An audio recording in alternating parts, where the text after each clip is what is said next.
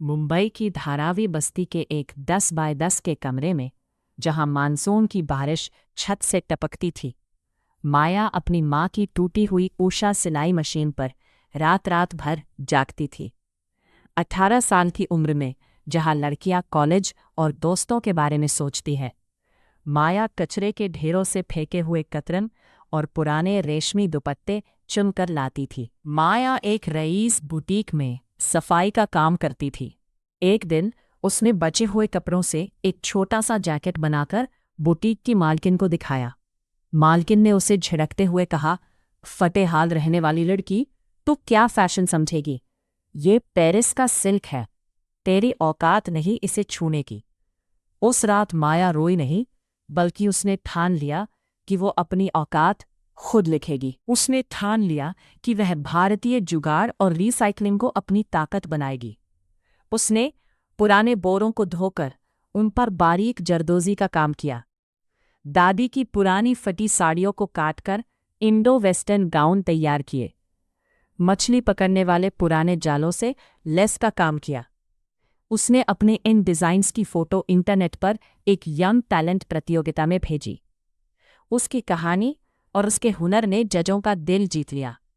उसे Paris fashion week का wild card entry ticket मिल गया। पेरिस के एफिल टावर की रोशनी में जब माया खड़ी थी, तो उसके पास महंगे मेकअप और मॉडल नहीं थे। उसने अपनी साथी गरीब लड़कियों की मदद से तैयार किए गए डिज़ाइन्स को स्थानीय मॉडल्स को पहनाया। जैसे ही संगीत बजा और माया के मॉडल रैंप पर आए, पूरा पेरिस सन्न रह गया।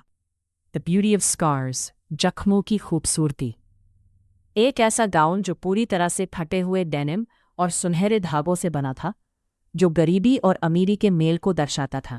गरीबी एक परिस्थिति है, कोई कमजोरी नहीं। अगर इरादे मजबूत हो तो हाथ की लकीरें खुद ब खुद बदल जाती हैं। शो खत्म होते ही पेरिस के सबसे बड़े फैशन हाउस लुई विटॉन के डायरेक्टर ने उठकर खड़े होकर तालियां बजाईं।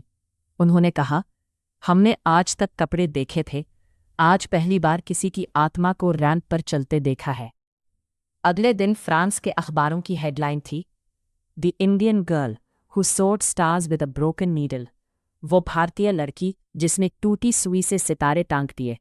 आज माया पेरिस में एक आलीशान स्टूडियो चलाती है, लेकिन उसकी मेज़ पर आज भी वो पुरानी काली सिलाई मशीन रखी है। वह अब केवल कपड़े नहीं सिलती, वह भारत की हजारों गरीब लड़कियों के सपनों को रफू कर उन्हें नया जीवन दे रही है। ये पुरानी रेशम की सारी बनती है एक नई कहानी। दीवारों पे पेरिस के ख्वाब है, सुई में उलझे सब जवाब है। इस छोटे से कमरे से ही जाएगा मेरा